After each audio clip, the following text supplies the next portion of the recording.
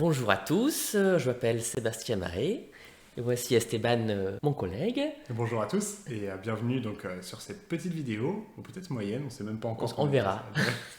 Donc, histoire de présenter un petit peu, moi je suis énergéticien et praticien chamanique et donc j'exerce au sein de l'espace Canopée à Aigues-Mortes. Et Esteban, Alors à du toi un coup, petit peu? on va avoir plutôt ce côté ésotérique que tu vas Ouais, c'est représenter, ça. alors que je vais plus être dans cette tendance un petit peu plus psychologique. Donc je pratique l'hypnose dans le milieu thérapeutique, et je vais plus m'occuper de quelque chose davantage peut-être cognitif, peut-être Oui. voilà, dans la psy de manière générale. Sachant que je travaille énormément sur le symbole, donc ça a toute sa place ici. On se retrouve pour le premier rêve. Allez, c'est parti. Je sors le canon magique. Ouais. J'ai rêvé que j'étais dans une chambre style dortoir où il y avait plein de lits superposés, mais j'étais seul dedans. Je m'engueulais avec mon père et mon chat noir, passé par là. On était tellement occupés à s'énerver qu'on n'a pas vu que le chat passait très près de la cheminée. Mon chat est rentré dedans, comme aspiré, donc on a hurlé en panique et il en est ressorti, vivant mais albinos, donc littéralement tout blanc et aveugle.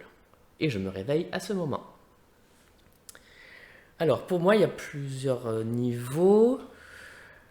Alors, déjà, c'est une chambre style dortoir, c'est-à-dire que c'est un endroit de repos où il est censé y avoir plusieurs personnes, mais celle qui a fait le rêve est seule là-dedans. C'est-à-dire que c'est comme s'il manquait quelque chose.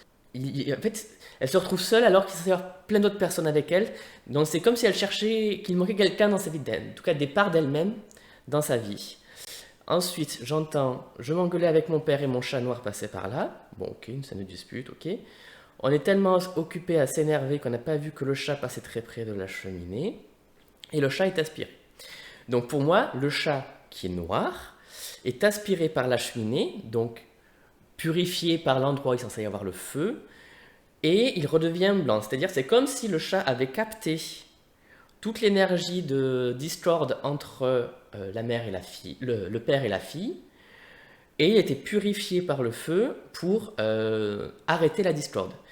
Donc pour moi, c'est que il y a quelque chose de... il cherche à calmer la dispute, et vraiment il y a une notion de désaccord entre la femme qui a fait le rêve et le père, qui est en termes de se résoudre, mais par contre le chat est aveugle, c'est-à-dire que je sens plutôt qu'on passe l'éponge, on passe à autre chose. Voilà. Ok, d'accord, bah, c'est assez effectivement complet. Alors, j'avais pas fait le lien avec le feu. Moi, les premiers trucs qui me viennent à l'esprit, effectivement, ça va être quelque chose de l'ordre du vide, avec ce côté dortoir où il manque quelque chose. Ça, c'est certain qu'il y a quand même un manque. Il y a quelque chose, en tout cas, qui devrait être et qui n'est Et pas. qui n'est pas, oui. Ça, c'est certain. Ensuite, le côté, alors toujours petite précision quand même importante, l'interprétation des rêves, ça se fait de manière aussi subjective, c'est-à-dire que peut-être que la personne a eu une histoire avec quelque Ah, bien chose évidemment, ça c'est sûr. un animal du type albinos, et ça va complètement biaiser une analyse qu'on fait de manière un petit peu universelle. C'est-à-dire, on va donner des grandes lignées sur ce qu'on peut voir de manière universelle, mais il n'y a pas un sens, un rêve, un hibou signifie ça. Non, Hmm. un hibou, ça dépend de chacun, ça dépend de l'histoire de chacun.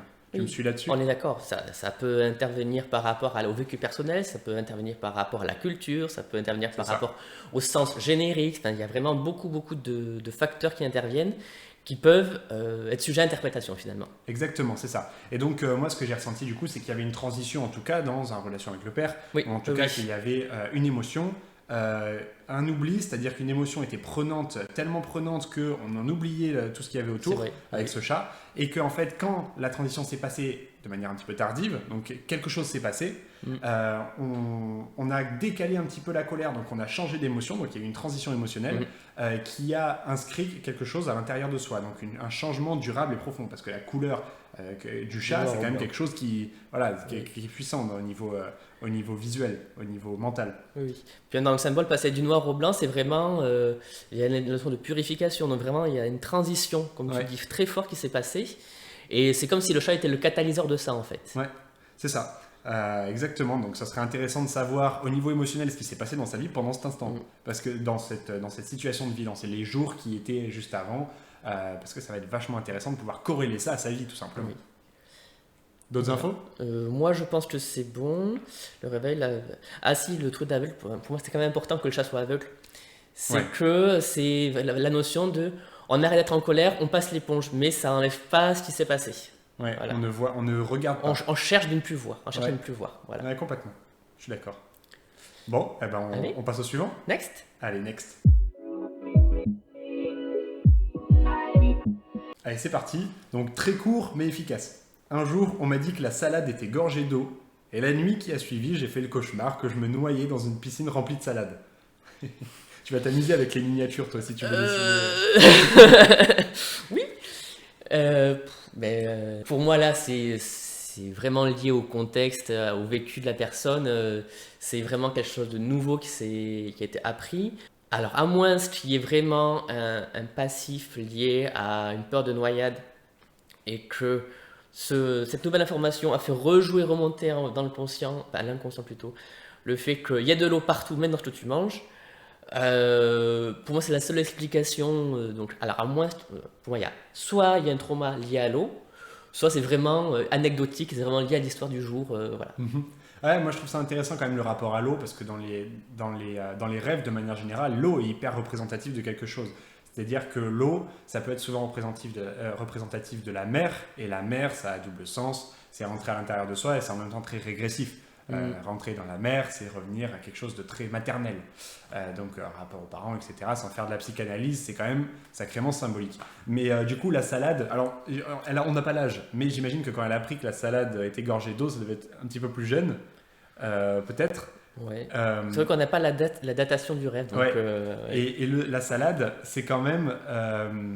Quand j'étais enfant, c'était non, mais il faut que tu manges la salade, tu vois. Tu manges des trucs autour, mais tu manges pas la salade. C'est un petit peu forcé, tu vois. C'est vrai, c'est J'ai vrai. pensé à ça, je me suis dit, tiens, salade, c'est quand même un truc un peu obligatoire, comme Ah un oui. enfant un petit peu rebelle, tu vois. Et en même temps, elle se noie dans la salade, Oui. elle se noie dans la Après, frustration. après, ça me dit, d'en parler de Ouais. ça fait rebondir. Ça me fait dire aussi, on se jette à l'eau. Donc, ok, il y a de la salade. C'est comme si, après, je sais pas du tout le rapport que la personne a avec la salade, mais, C'est bizarre à dire ça. mais c'est comme si il y avait une acceptation de finalement que la salade puisse être pleine d'eau et que je mélange de la salade alors que j'aime pas ça à la base, par exemple. Après, l'acceptation, vu qu'elle a dit j'ai fait un cauchemar où je me noyais, j'ai l'impression qu'elle subit plus qu'elle accepte. Ouais, c'est pas faux. Donc c'est un cauchemar. Mais bon, après, on va pas pouvoir pousser plus que ça, parce qu'il est assez court. Voilà, puis il n'y en a pas le contexte non plus. C'est clair. Voilà. On passe au suivant. Allez. C'est parti. C'est un rêve que ma mère fait très régulièrement. Elle est petite, dans une foire avec des manèges, avec un ballon jaune en mousse. Elle marche dans la foire et elle tombe sur le lavoir de mes arrière-grands-parents où elle avait l'habitude de jouer. C'est un endroit qui est assez en pente et elle fait tomber son ballon. Donc il roule dans cet endroit et elle court pour aller le chercher. À ce moment-là, le ballon tombe dans le bassin du lavoir, donc elle saute pour le récupérer et en fait, il n'y a pas de fond. Elle tombe comme si elle sautait d'une falaise et en tombant, elle regarde en bas et elle voit une ville. Donc, au fond de ce lavoir duquel elle tombe, il y a une ville vers laquelle elle tombe. Elle se réveille à ce moment. Waouh. C'est clair. On n'a pas l'âge. Après, c'est la mère qui fait le rêve régulièrement. Donc, si la personne qui l'envoie est adulte, a priori, Ouais. en gros, c'est un adulte d'âge Ouais. avancé qui fait un rêve de petite fille. Ouais. C'est Ok. Les premiers trucs qui me sont venus, moi, je sais pas pourquoi, le premier truc qui m'est vraiment venu, c'est ce concept de transition de quelque chose de plutôt campagnard à quelque chose de la ville. Oui. Est-ce que c'est quelque chose qu'elle a vécu, elle, par exemple, souvent quand on était, si c'est une mère, peut-être elle a vécu dans les années 70-80, où on était dans la campagne, où on vivait toute notre vie, les parents n'avaient jamais quitté la campagne, et toi, tu quittes pour la première fois pour aller dans une ville, et c'est vraiment la découverte d'un nouveau monde. Mhm. Est-ce que c'était quelque chose de cet ordre-là qui a été vraiment un choc émotionnel? Oui, d'accord. Tu parles de la deuxième partie quand elle tombe dans le lavoir. Ouais, c'est ça. Ok. Quand elle tombe dans le lavoir, au final, c'est une transition entre elle enfant et elle de maintenant. Et c'était peut-être émotionnellement tellement intense que ça se répercute dans les rêves pour traiter l'information. Et pour moi, je reviendrai après sur le début, mais le fait de la chute, effectivement, c'est comme si c'est quelque chose qui était subi. Ouais. Moi, ce que je sens derrière, c'est que peut-être qu'elle a suivi son mari de l'époque, Son. son mari, Ok. à la ville, alors qu'elle, elle voulait pas partir. Et que d'un coup, c'était tellement brutal qu'elle a vraiment une sensation de chute et de perdre tous les repères, en fait. Ok. Pourquoi le mari? Je sais pas. D'accord. Ok. Je sais pas. En tout cas, ou alors les parents, j'en sais rien, mais en fait, c'était pas son choix d'aller à la ville. Ah, ça, Elle a c'est clair. elle a subi le fait d'aller à la ville.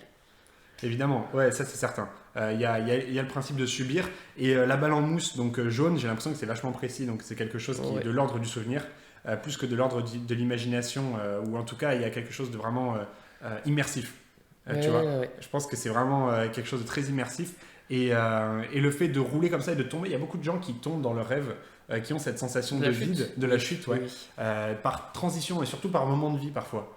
Et ça peut être intéressant de voir quelle transition se fait dans votre vie au moment de la chute. Parce que c'est vraiment la sensation de découvrir quelque chose de nouveau et de ne pas forcément gérer l'environnement dans lequel vous êtes. C'est un moment de bascule, en fait. Ouais, de bascule, Voilà, tout simplement.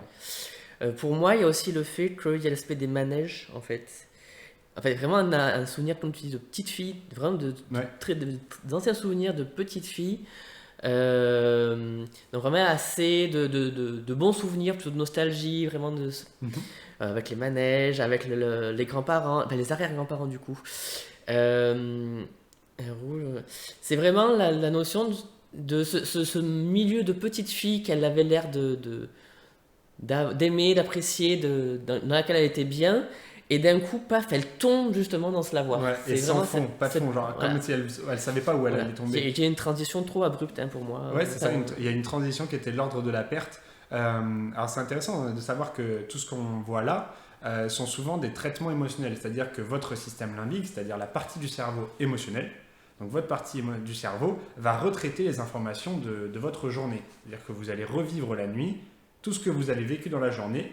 On voit vraiment un effet papillon dans le cerveau. Donc si vous avez une activation qui ressemblait à ça, eh ben, dans l'autre sens, vous allez avoir la même activation pendant la nuit qui va se représenter parce que c'est le traitement de votre système limbique qui va envoyer les informations dans le néocortex, donc dans la partie plutôt analytique. Donc calmer l'activation émotionnelle. C'est pour ça que souvent quand on a une activation émotionnelle qui est hyper importante, alors on va revivre l'émotion à chaque fois qu'on l'a dit. Heureusement que ça n'arrive pas à chaque fois. Parce qu'on a ces traitements pendant la nuit qui nous permettent d'apaiser d'assimiler. Voilà. C'est pour ça que d'ailleurs les personnes qui ont un choc émotionnel vont revivre le choc plusieurs fois parce qu'il n'est pas assimilé par le système limbique et par l'hippocampe. Donc voilà, il y a ce tampon. Et là, quand on voit souvent un rêve qui se répète, c'est que la transition émotionnelle, donc l'émotion qui est dans le système limbique, ne passe pas forcément dans le néocortex. Donc n'est pas traitée de manière cognitive. Donc l'émotion tourne dans le système limbique. Et on va avoir cet effet de répétition et de transition qui ne se fait pas. Et on se retrouve donc avec des rêves répétitifs et des transitions, donc quelque chose, un événement qu'on va revoir plusieurs fois. Qui tourne en boucle et en fait, il n'y a pas de rupture en fait. Ouais. C'est qu'en fait, on tourne dans un cycle qui n'est pas achevé et du coup, au bout d'un moment, ben, effectivement, vu que c'est pas achevé, on va chercher à régler inconsciemment la situation alors que consciemment, elle n'a pas été réglée. Et de manière plus spirituelle, est-ce qu'il y a quelque chose de l'ordre du sans fond, quelque chose de l'ordre un petit peu divin, ou je sais pas, quelque chose qui est plus dans ton thème de la chute, tu veux ouais, dire de la chute. Alors après, d'un point de vue spirituel, la chute, alors, par exemple, on peut partir sur la chute, par exemple, de Lucifer, les anges déchus, par exemple. Ok. En fait, c'est quelque chose qui vont à l'encontre de l'ordre établi. À l'encontre de l'ordre établi. Voilà, c'est-à-dire que y a quelque chose qui décide des règles, on va contre les règles, on est châtié, on est déchu. Voilà. Ah ouais, ok, c'est Voilà. violent. Ah. Okay. Mais ça, c'est spirituel et à mon avis, c'est pas ce qui se passe là, dans ce rêve-là. Là, mais c'est subi. Ok, ouais, mais je comprends. Elle a pas l'air d'aller à l'ordre. Enfin, elle subit peut-être le Non. ballon qui roule en plus. C'est pas elle qui tape le ballon qui s'en va. Voilà. Par contre, la chute, ça peut être aussi un abandon de soi.